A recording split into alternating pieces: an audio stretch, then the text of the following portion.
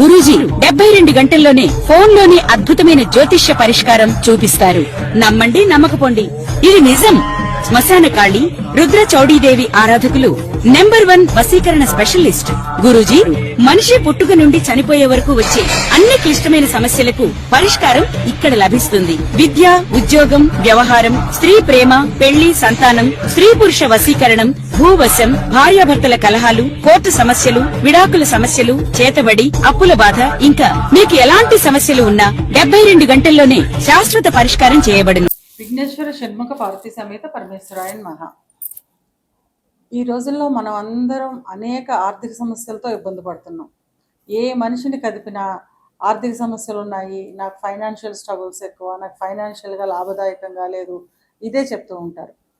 అసలు మనకు ఆర్థిక సమస్యలు లేకుండా ఆర్థికంగా బాగుండాలి అంటే ఏ రాశి వారు ఏ విధంగా పరిహారాలు చేసుకోవాలి, ఏ విధమైన సలహాలు తీసుకోవాలి, ఏ గ్రహాన్ని ప్రసన్నం చేసుకోవాలి అనేది చూస్తుంది.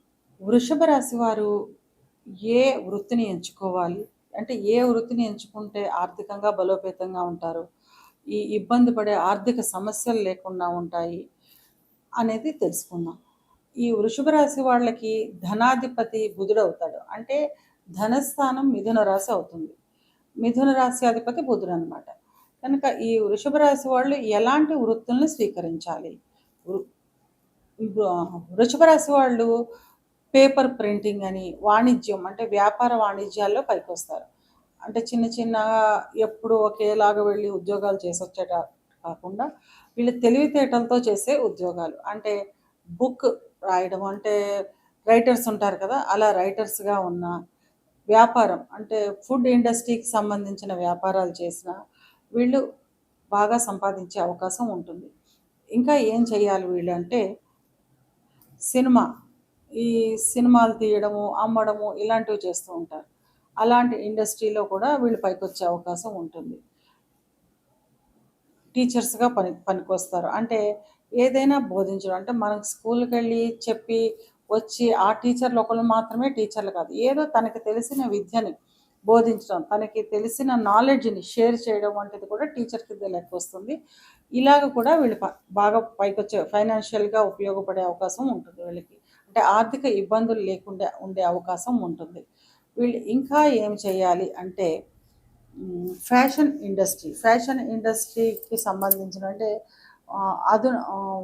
శాస్త్రీయ ఫ్యాషన్ అని చెప్పుకోవచ్చు. అంటే ఇప్పుడు అధునాతన ఫ్యాషన్స్ కాకుండా పురాతన పద్ధతిలో, అంటే మన వైదిక్, అంటే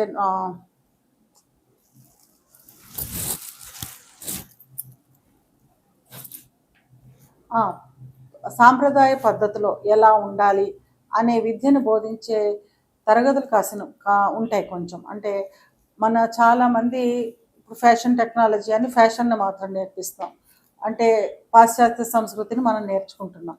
అట్లా కాకుండా మన సనాతన ధర్మంలో ఏముంది, ఫ్యాషన్ అనేది ఏమి వాడాలి, దానికి సైంటిఫిక్ రీజన్స్ ఏమున్నాయి, ఎందుకు సాంప్రదాయంలో అది పెట్టారు, ఇలాంటివి బోధించే టీచర్స్ ఉంటారు.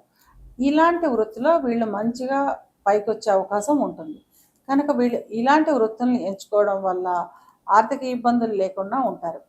వీళ్ళు ఆర్థిక ఇబ్బందులతో బాధపడుతూ ఉంటే ఎలాంటి పరిహారాలు చేసుకోవాలి? రోజు ఇంట్లో విష్ణు సహస్రనామ స్తోత్రాన్ని వినండి లేదా చదవడం వస్తే చదవండి.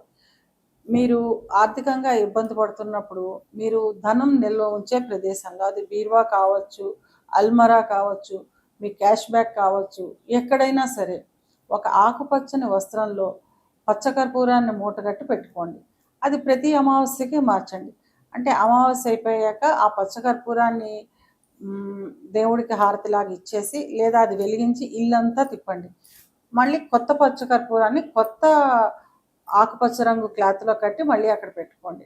ఇలా బీరువాలో కానీ అల్మారాలో కానీ మీరు వాడుతున్న క్యాష్ బ్యాగ్, అంటే డబ్బులు పెట్టుకునే సంచిలో కానీ ప్రతి అమావాస్యకి మార్చడం వల్ల కూడా దాంట్లో ఉన్న ఇబ్బందులు తొలగి మీకు ధనాకర్షణ జరుగుతుంది.